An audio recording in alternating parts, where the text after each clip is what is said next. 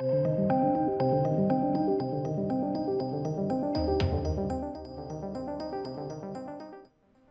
ladies and gents. Panos Cosmatos, the director of Mandy, will be working on a sci-fi fantasy film with A24 and XYZ called NEKROKOSM. Sci-fi fantasy. Now, Cosmatos is going to be directing this, came up with the story with Megan Huang, and is now writing the script. So, story, between him and someone else, and then he's now subsequently moving forward and developing the script.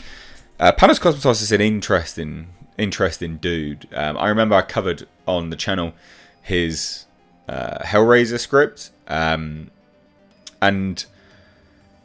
if anything, he's very litigious, basically, this chap. So I covered that, and I got, some major threats from his lawyers. Very, very litigious guy. And I'm aware, bloody disgusting. Dread Central. Whether it was Dread Central, it was another one at the time. But basically, they got some threats from his lawyers as well for a joke. So people always wonder why certain directors don't, get a lot of work. I think that's probably why Panos doesn't get a lot of work. He's done, to my knowledge, 2 films which most people would have heard of, like Over the Black Rainbow or something like that, and then Mandy. This will be the 3rd, which is kind of like a more bigger-ish budget.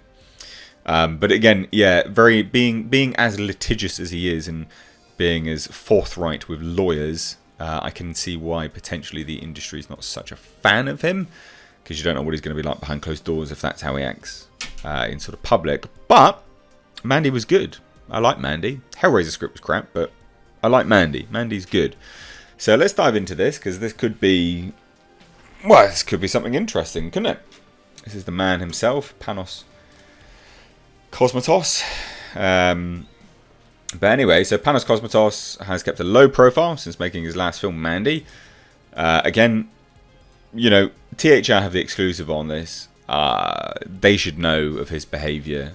I wouldn't say he's keeping a low profile. I'd say, in fairness, he just doesn't really get offered a lot of work. That starred Nicolas Cage and released in 2018. Now, I could be wrong, by the way. That's just me assuming.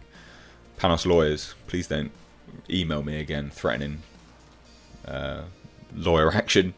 Now the filmmaker is back with a new feature project, reuniting with producer XYZ Films and working for the first time with A24. I really like A24. We did the trailer reaction to Men like 2 days ago now, and that's from Alex Garland. A24 are working with some big people now, really big people. They're moving up. It's not just small indie directors. I mean, I guess Alex Garland is an indie director, but Alex Garland's well regarded, so they're definitely getting. But I like A24. The artist-driven and envelope-pushing production and distribution company. A24, I like it. Now let's take a look. Let's see what we think. So, titled NEKROKOSM, the project is a science fiction fantasy that has Megan Huang, who did Counterpart, writing the script from a story by her and Cosmatos. Cosmatos will direct. So NEKROKOSM's logline is being kept secret, but is described as a phantasmagorical fantasy nightmare, and set deep within a strange galaxy where 2 lovers are torn apart as they try to survive a malevolent invasion.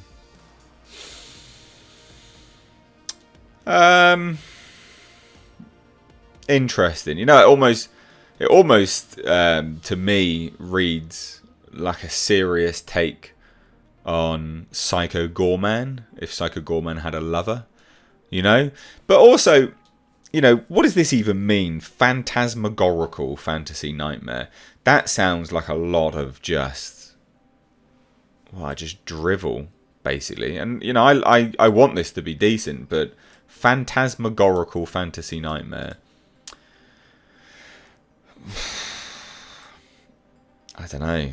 Interesting description. It doesn't, to me, that reads like PR speak, rather than something which the viewers can get a grip on. That sings to me like someone's gone, phantasmagorical, like it's the word of the day, word of the week, and they just try and use it everywhere. no matter whether it makes sense or not. But anyway, A24 will produce alongside Nate Bolletin of XYZ Films. XYZ Films are going up as well. It's nice to see these smaller companies working better and, you know, actually achieving stuff. A24 will also finance and handle worldwide releasing. Huang has some experience with The Far Out, having been part of the writing team for Counterpart, stars parallel dimension jumping spy thriller that starred J.K. Simmons. She also worked on FX's upcoming miniseries Shogun and co-wrote Justin Chon's forthcoming feature Jamojaya. Alright, XYZ. A named producer, financier and sales outfit in the genre space has action movie Havoc, directed by Gareth Evans and starring Tom Hardy and Forrest Whitaker in the can for Netflix. And the company established a relationship with Cosmatos on the sale and distribution of his debut sci-fi horror flick Beyond the Black Rainbow in 2010. Cosmatos and XYZ reunited on the production and worldwide sales of Mandy, his follow-up that was 8 years in the making. The movie, a psychedelic revenge horror thriller, premiered at Sundance 2018 and released theatrically in September of that year by RLJ Entertainment. The movie proved to be a surprise hit because of Nick Cage, as a career rebirth for Cage, who at the time had been on the run of forgettable low-budget action movies. Both Cage and Cosmatos enjoyed near universal acclaim. Yeah, it's a very good film. It's a really good film.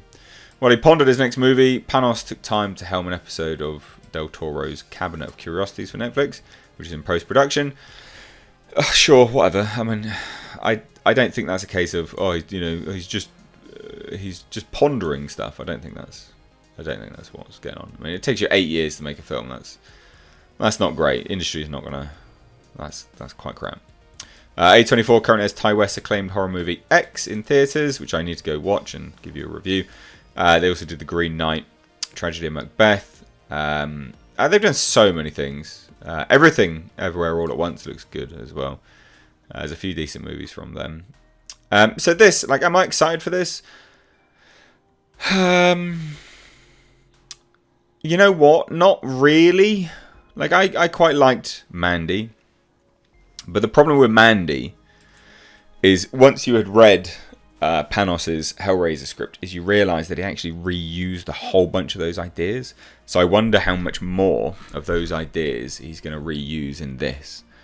Now, the only major selling point to this for me is the fact that he's got someone else writing the script. So he won't be dealing with that, and he won't be able to inject so much of reworked ideas into it. But that's coming from me, someone who's actually read his Hellraiser script. When you do that and then you compare it to Mandy, you're like, wow, this was a bit of a lazy rip-off of his own Hellraiser script, you know? So I hope he doesn't do anything like that. I want this to be good. I want there to be as many good films out there as possible. But I remain a little bit dubious, you know? Dubious. But let me know what you guys think down below. I'm sure lots of you will be seriously looking forward to this. Hit that thumbs up button.